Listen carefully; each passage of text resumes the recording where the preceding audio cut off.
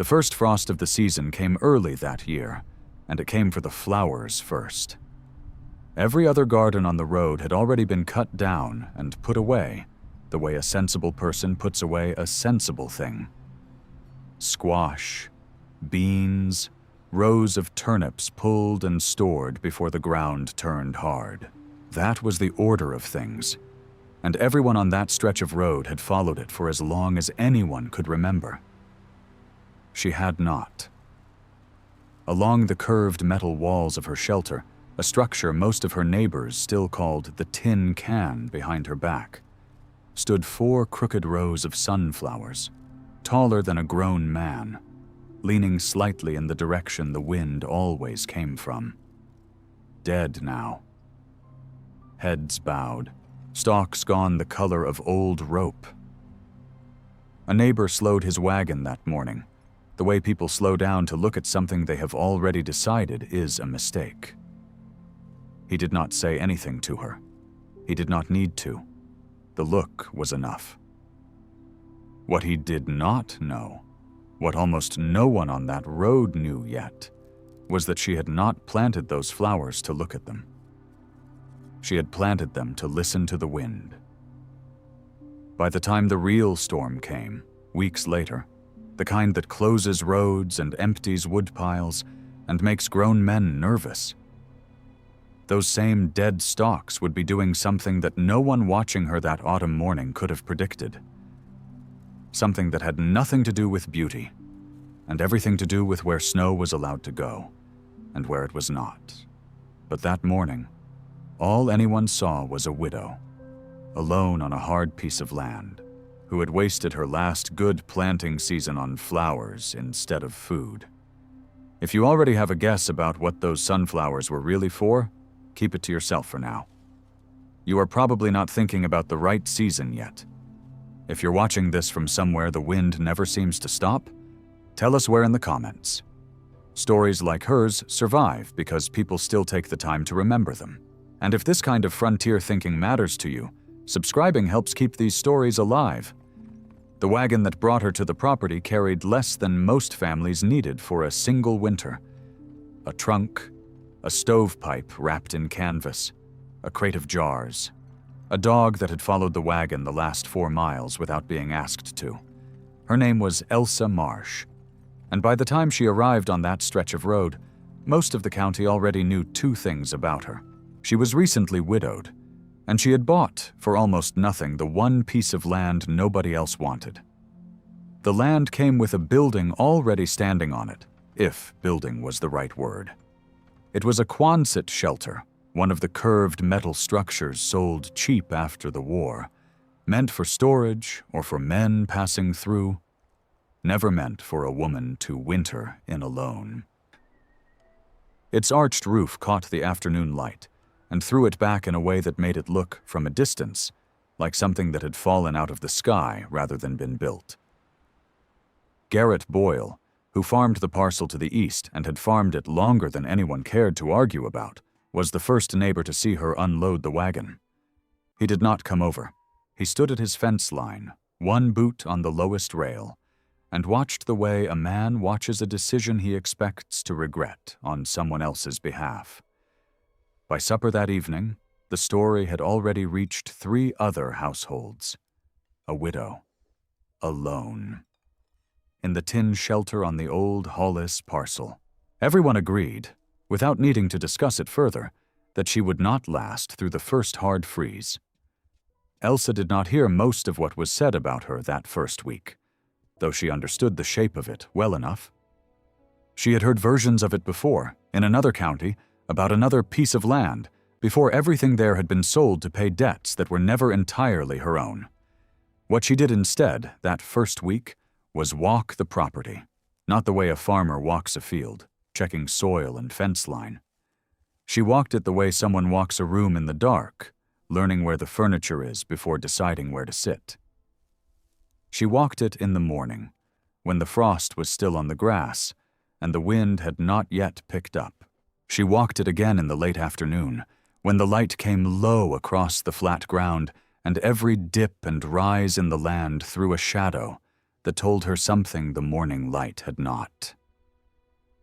By the end of that first week, she had not planted a single seed. She had not repaired a single hinge on the shelter's door. She had only walked and watched, and once, on the third evening, knelt at the base of an old fence line that had fallen and rotted years before anyone could remember whose fence it had originally been. She stayed there a long time, longer than the task seemed to require, running her hand along the broken rail as if it might still tell her something useful. Garrett Boyle saw her from his own fence line that evening and mentioned it to his wife over supper. Not unkindly, just as something worth noting. "She's out there talking to a dead fence," he said. His wife did not laugh. She only asked what kind of woman buys land nobody wants and spends her first week walking it instead of working it. Neither of them had an answer, but both of them, without quite admitting it to each other, kept watching. To understand why Elsa Marsh chose that land, and why she chose to walk it before she worked it, it helps to understand what she had already lost by the time she arrived. 2 years earlier, she and her husband had worked a larger farm 40 miles to the north. Good bottomland, with a proper house, and a barn that had stood for 2 generations before them. Her husband, a quiet man named Pater Marsh, had a gift most farmers respected without being able to name. He could look at a field in early spring and tell you, almost to the week, when it would flood and when it would not.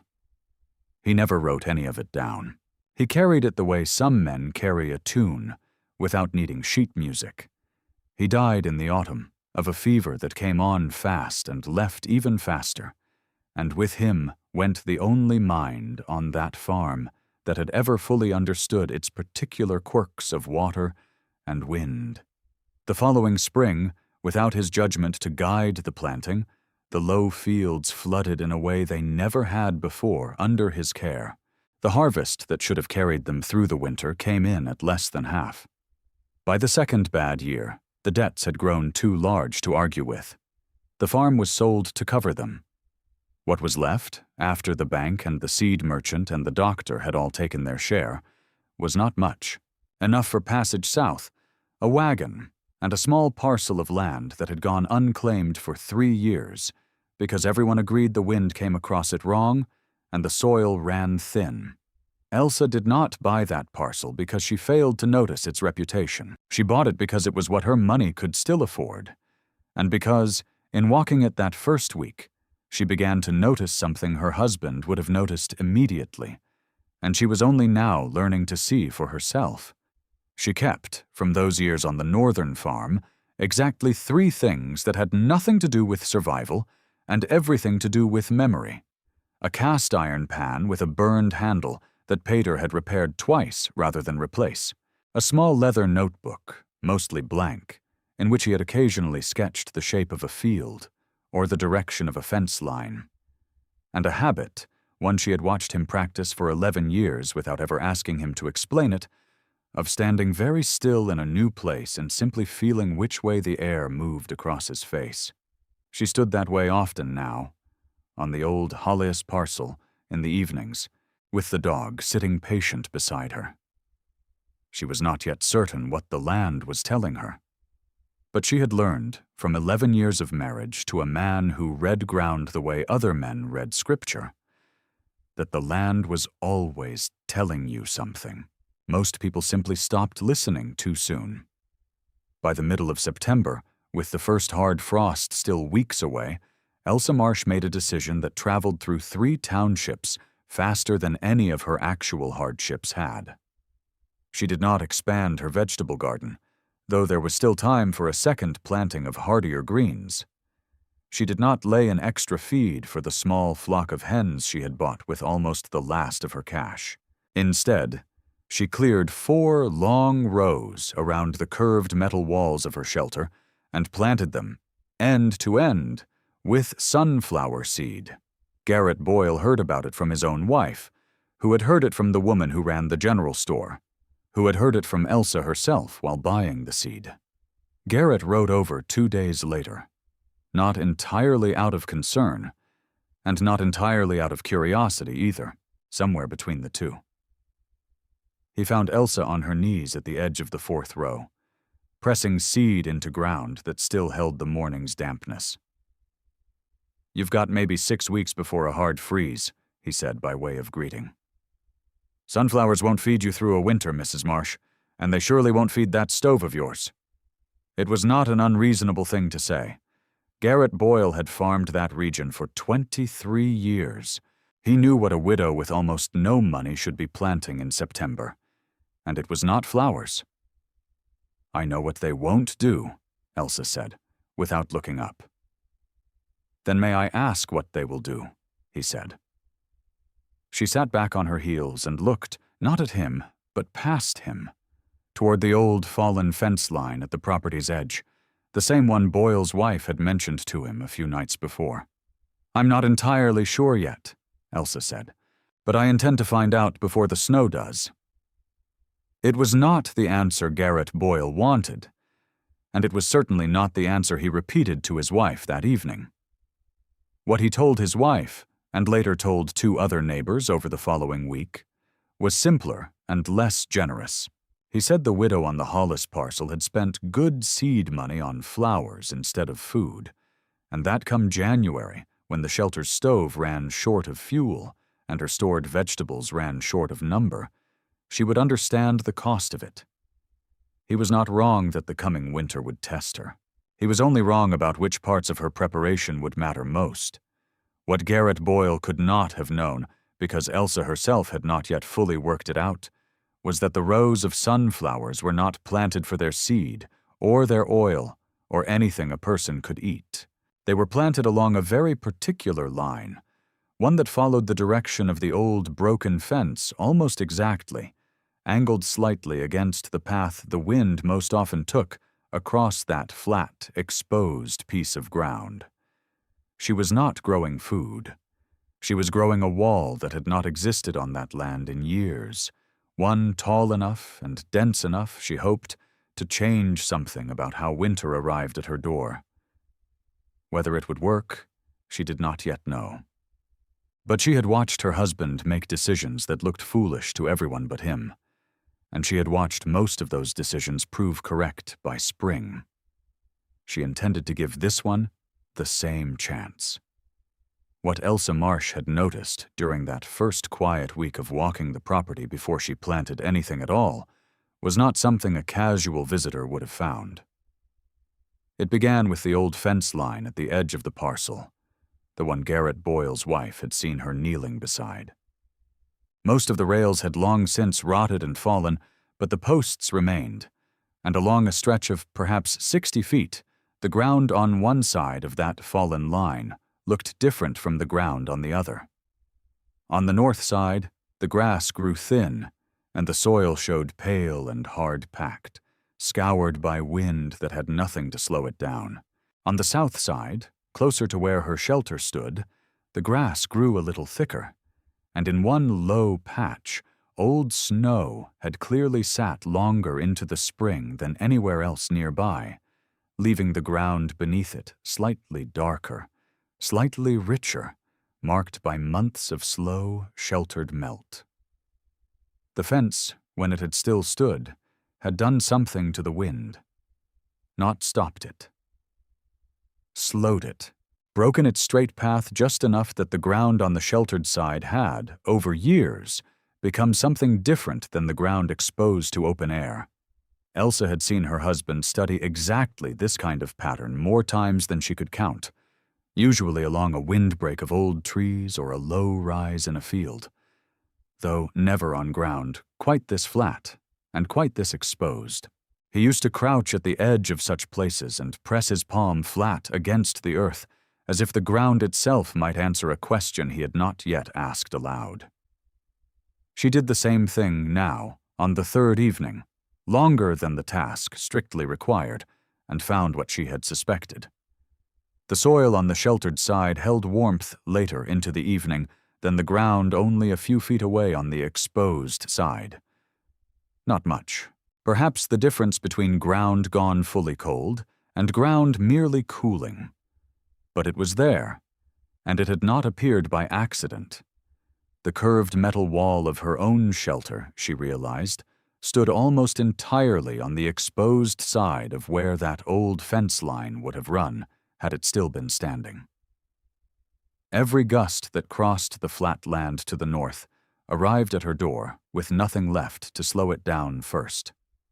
She could not rebuild 60 feet of wooden fence before the first snow. She did not have the lumber, and she did not have the time. But a fence's real work was never really about the wood. It was about breaking a straight line of moving air into something slower, something that lost part of its force before it reached what the fence was protecting. Wood was one way to do that. It was not the only way. Standing there in the fading light, with the dog pressed against her leg and the first genuinely cold evening of the season settling over the flat ground, Elsa Marsh began to understand what her 4 rows of sunflowers were actually for, and why the exact angle of those rows, following that old fallen fence line almost precisely, mattered more than anyone riding past on the road would ever guess. She did not yet know if it would be enough. She only knew it was the first idea she had felt certain of since her husband died. The frost came 10 days earlier than anyone on that stretch of road expected, and it came hard. Elsa woke before dawn to a stillness she had not yet learned to recognize as dangerous, the particular quiet that settles over open ground right before a sharp temperature drop. By the time she stepped outside with the milking pail, the sunflowers along the northern row, the ones planted furthest from the shelter's curved wall and most exposed to open field, had gone from upright and green to bowed and blackened almost overnight. Not all 4 rows, only the one furthest out, the one she had planted last, in a hurry, without walking the exact line as carefully as she had the others. She stood at the edge of that row for a long time, the pail hanging forgotten from one hand, and did the arithmetic she had been avoiding since the seed went into the ground. That row represented nearly 1/3 of what she had planted. 1/3 of the height she had been counting on. 1/3 of the wall that wasn't really a wall, not really anything a neighbor riding past would recognize as useful, and now it stood ruined before it had even finished growing tall enough to matter. Garrett Boyle rode past 2 mornings later and did not bother slowing his horse this time. He had heard, the way news travels along a road with only a handful of households on it, that the widow's flower rows had taken frost damage. He did not stop to gloat. He did not need to. His silence, and the brief glance he gave the blackened stalks, said everything his wife had already predicted at supper. That evening, alone in the shelter, with the stove barely holding back the first real cold of the season, Elsa opened Pater's small leather notebook for the first time since arriving on the parcel. She had not opened it before. She was not entirely sure why she opened it now, except that the ruined row had left her with a doubt she did not know how to answer alone. There was little written inside. A few rough sketches of field boundaries from the northern farm, a short list of dates, mostly unlabeled, and on one page, near the back, a single line in her husband's small, cramped hand. The wind does not care where the fence starts. It only cares where the fence is tall enough. She read the line 3 times before she understood what it was telling her, and what her own mistake had likely been. The 3 surviving rows, planted first and planted carefully along the old fence line, stood roughly level with one another, forming something close to a continuous barrier. The 4th row, planted last and in haste, sat slightly lower in elevation, in a shallow dip in the ground she had not accounted for. The frost had settled there first, the way cold air always settles into the lowest ground before anywhere else, and had done the most damage exactly where her barrier was already, unknowingly, thinnest. It was not proof that her idea had failed, but it was proof that 1/3 of her wall had been standing in the wrong place, at the wrong height, from the very beginning. She closed the notebook and sat with that fact for a long while before she allowed herself to feel anything close to hope again. A third of the season's planting was gone. What remained of it would need to do more work than she had originally planned for. Elsa did not replant the fourth row. There was no time left in the season for seed to establish itself before the ground froze in earnest, and she had already spent nearly everything she could spare on the first planting. Instead, over the following week, she did something that made even less sense to anyone watching from the road than the original planting had. She began cutting the tallest, sturdiest stalks from her 3 surviving rows. Not all of them, only a careful selection, and hauling them, several at a time, toward the low dip where the 4th row had failed. There, she began stacking and lashing them together, upright, using twine she had originally bought for tying tomato vines, building a crude, dense screen of dead stalks exactly where the living row should have stood. It was not elegant. It did not look from any distance like anything a person would call a fence or a wall or a windbreak. It looked, to put it plainly, like a pile of dead flowers propped against a low spot in a field. It was Nell Odom, the midwife who traveled that road twice a month, attending to families scattered across 3 townships, who first stopped to ask about it directly, rather than simply observing and moving on the way most of the neighbors had. Nell had delivered enough babies in enough poorly built shelters to have developed her own quiet opinions about which structures kept a household warm through a hard winter and which ones only pretended to. She pulled her buggy up at the edge of Elsa's land and studied the stacked stalks for a long moment before speaking. "You're filling the gap where the frost took the row," she said. It was not a question. Elsa, surprised that anyone had understood that much without being told, admitted that yes, that was roughly the idea, though she was not yet certain it would hold through a real storm the way living stalks, rooted and dense, might have. Nell did not laugh, and she did not repeat Garrett Boyle's warnings about wasted seed money. Instead, she asked a single practical question. How will you keep the stacked stalks from simply being knocked flat the first time the wind picks up past a certain strength? It was the exact question Elsa had been turning over for 2 days without a clear answer, and hearing it asked plainly by someone who was neither mocking nor merely curious helped her think it through out loud for the first time. The 2 women spent the better part of an hour at the edge of that low gap, discussing anchoring, discussing how the older, established rows on either side might be woven together with the loose stalks between them, rather than simply stacked, discussing what Nell had once seen done with reed screens along a riverbank 2 counties over, in a settlement built largely by families who had come from somewhere across the ocean and brought old habits of building against wind that most of the local farmers had never needed to learn. By the time Nell continued on her rounds that afternoon, Elsa had reworked the gap into something sturdier than what she had built alone, a woven, layered barrier lower than the living rows on either side, but dense enough that light no longer passed clearly through it, the way it had through the original loose stack. It was not a fix she could have found on her own that quickly. It was the first help she had accepted since arriving on the parcel, and though she did not yet know it, it was the first thread of a relationship that would matter a great deal before winter finished with either of them. Nell Odom returned to the Hollis parcel twice more before the season's first true snowfall, and each visit, officially made to check on Elsa's general health and provisions the way she checked on most households scattered along her rounds, lasted longer than strict necessity required. By her second visit, Nell had brought something with her beyond conversation. A small bundle of dried reed stalks, cut from a slow-moving creek bed on her own family's land, the kind her grandmother, an immigrant from a low, wind-scoured coastal region across the ocean, had once used to weave screens against salt wind for a kitchen garden that would otherwise have failed within a season. My grandmother never called it anything special, Nell admitted, setting the bundle down near Elsa's woven gap. She just called it keeping the wind honest.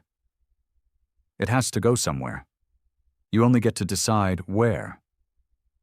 The two women spent that second visit reinforcing the woven section further, adding a second layer of reed behind the sunflower stalks, angled slightly to catch what the first layer let through. It was slow, careful work, the kind that produced no visible drama, and would have looked, to Garrett Boyle riding past on the road, like two women fussing needlessly over dead plants.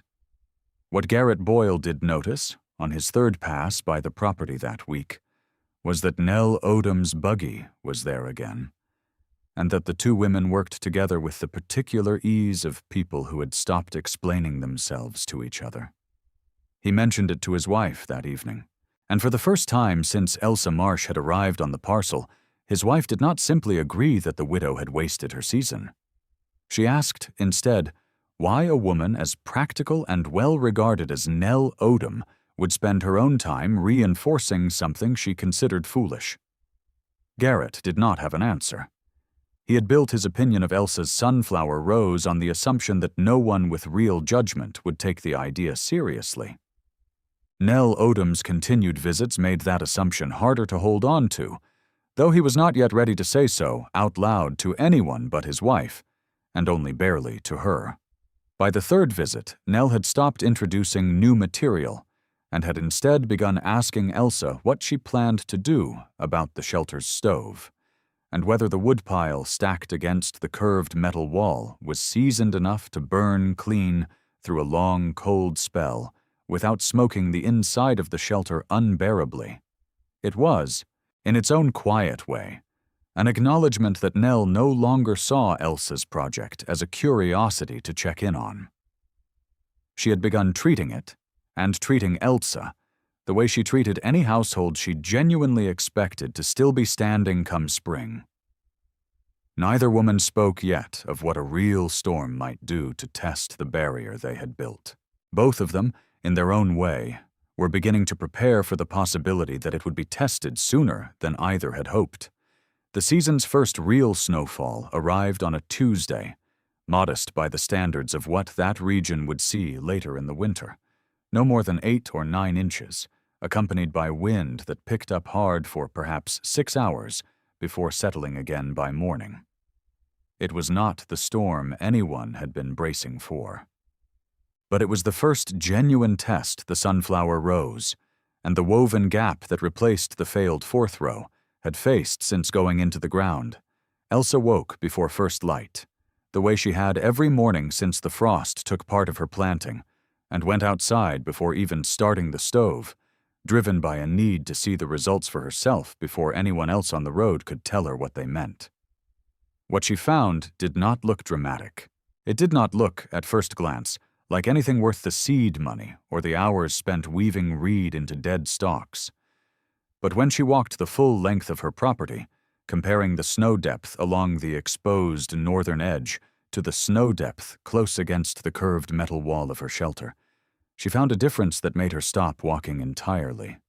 Along the open field beyond her planted rows, the snow had drifted in the way it always did on that flat, unbroken ground, piling in low, uneven mounds wherever the wind had briefly lost its own momentum.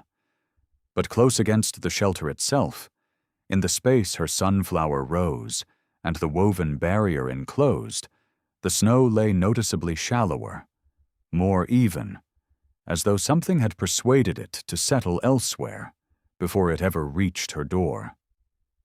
She could not yet say with certainty how much of the difference belonged to the sunflowers, how much belonged to the reed screen, and how much simply belonged to the shape of the land itself, the old fence line reasserting an influence it had once had before it fell.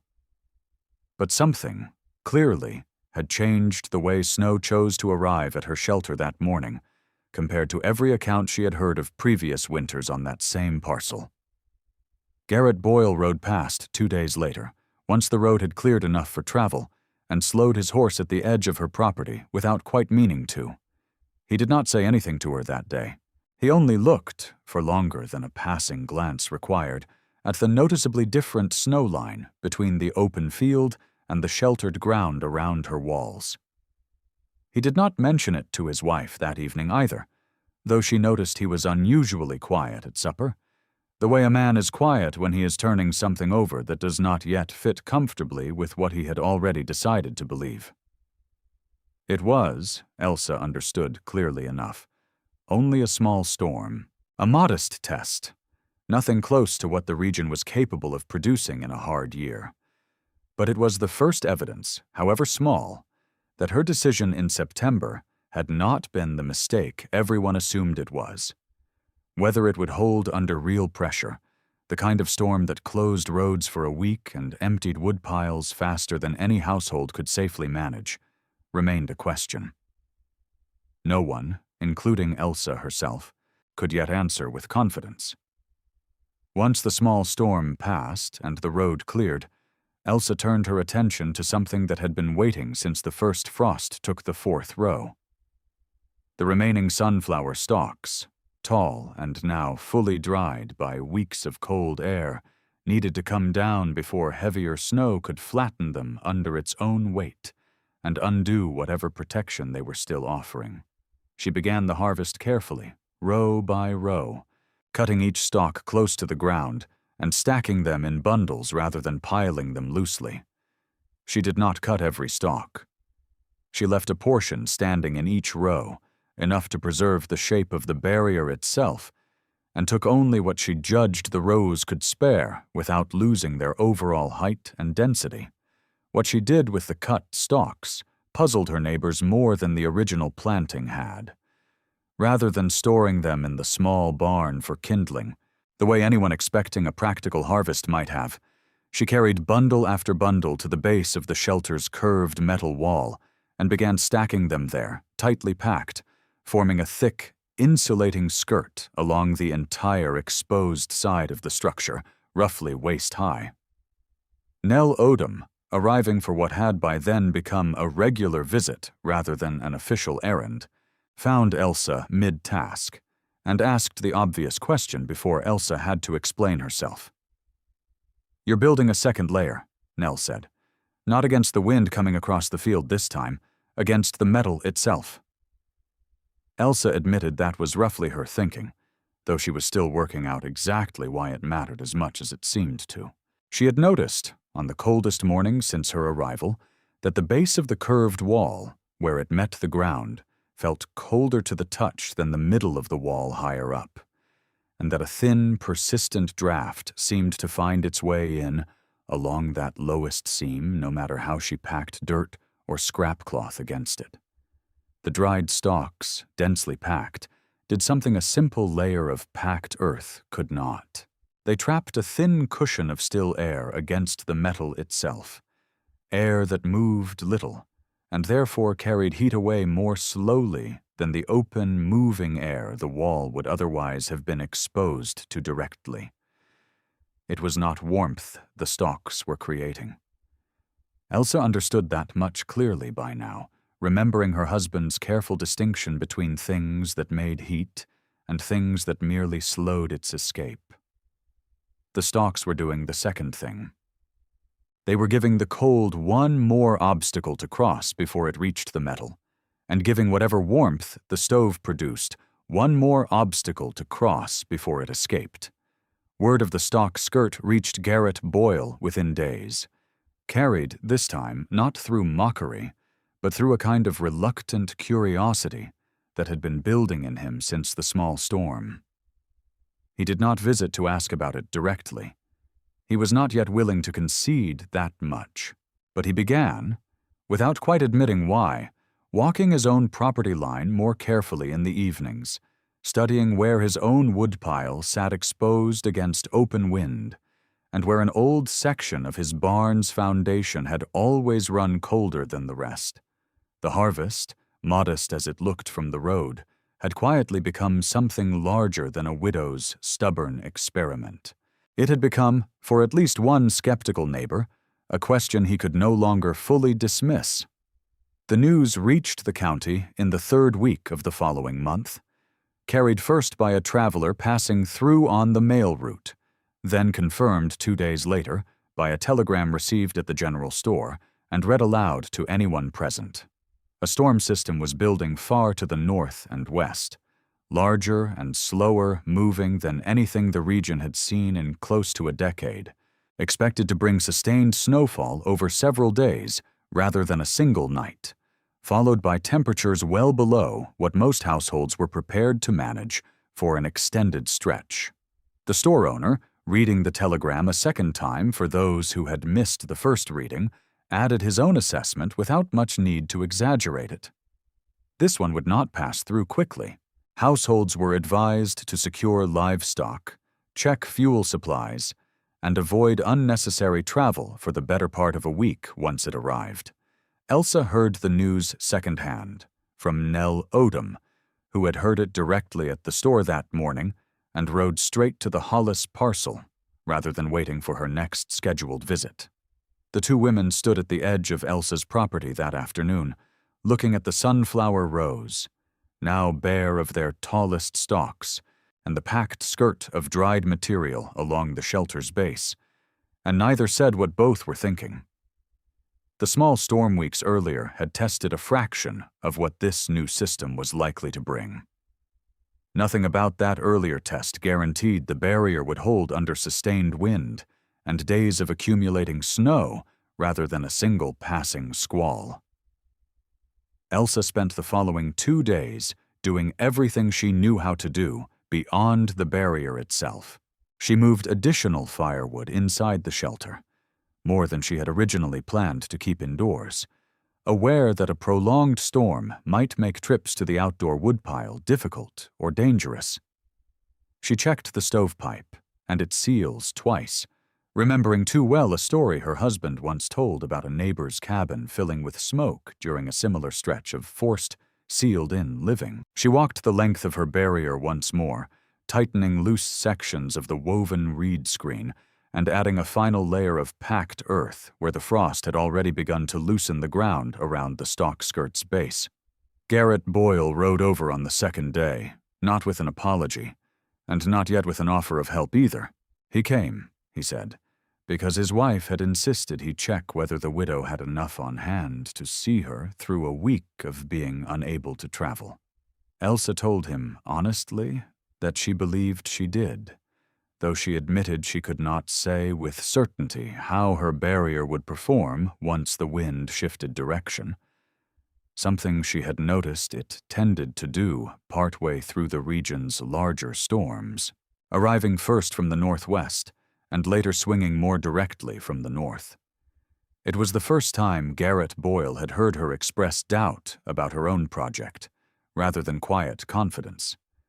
And something in the honesty of it seemed to soften whatever remained of his skepticism, at least for that afternoon.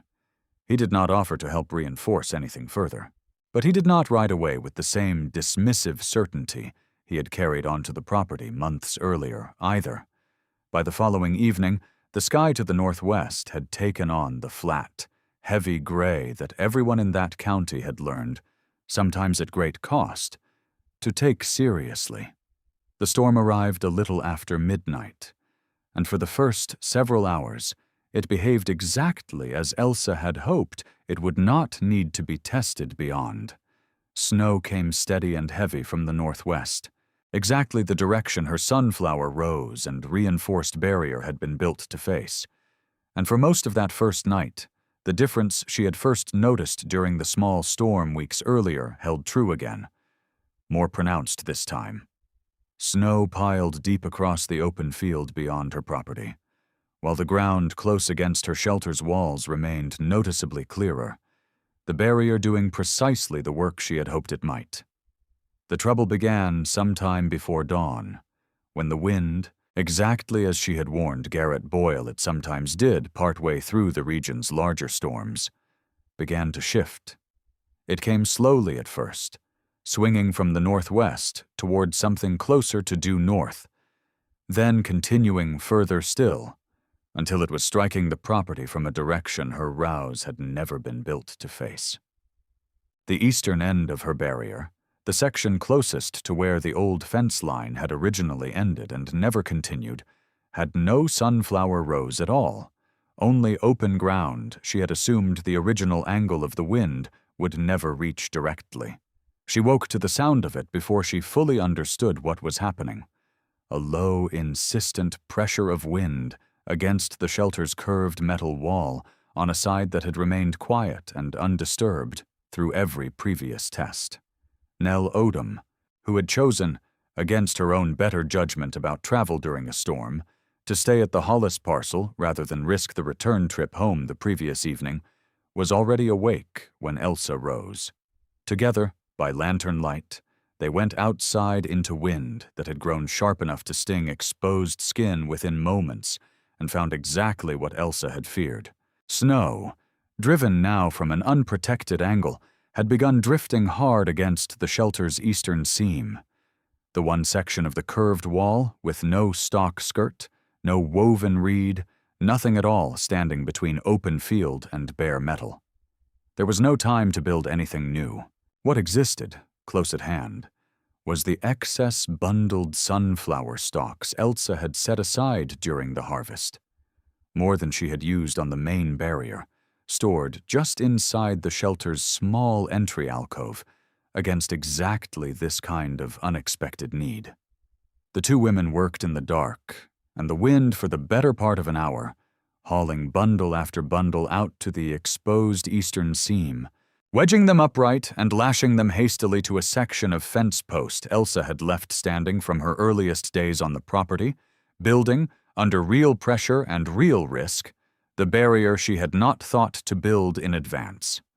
Twice, gusts strong enough to stagger both women threatened to scatter the loose bundles before they could be secured. Once, Nell's lantern went out entirely, leaving them to finish the final section by feel alone, guided only by the sound of wind finding gaps and the memory of where their own hands had last placed each stalk. By the time the eastern seam was packed as densely as the rest of the barrier had been, both women were nearly frozen through, and neither could say with certainty, in that moment, whether the repair had come in time to matter. The storm held through 2 more full days before finally breaking on the third morning, leaving the region under a stillness that felt almost unfamiliar after so many hours of continuous wind. When Elsa finally stepped outside into that stillness, exhausted and uncertain of what she would find, the first thing she noticed was the quality of the light reflecting off the snow, brighter and more even than she expected. And the second thing she noticed was the shelter itself, still standing, its curved metal roof shedding the last of the storm's snow the way it always had, its stove still holding a bed of coals warm enough to build the morning's fire, from without starting over completely. The eastern seam, hastily reinforced in the dark, held. The stalks had shifted, some of them scattered by the worst of the gusts, but enough remained packed against the metal to have done their work through the 2 hardest days of the storm. Garrett Boyle reached the property on the 4th day, once the road had cleared enough for travel, arriving not to check on a widow he expected to find in difficulty, but because his own wife had asked him directly whether the woman on the Hollis parcel had come through the storm at all.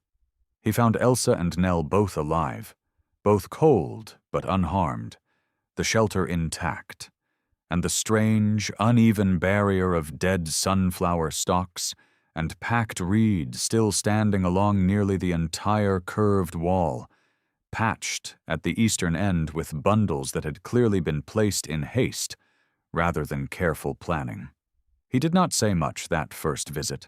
He looked for a long while at the snow line, deeper across the open field, noticeably shallower close against Elsa's walls, and at the crude eastern patch that had, by every account Elsa gave him, been built in the middle of the storm itself, rather than before it.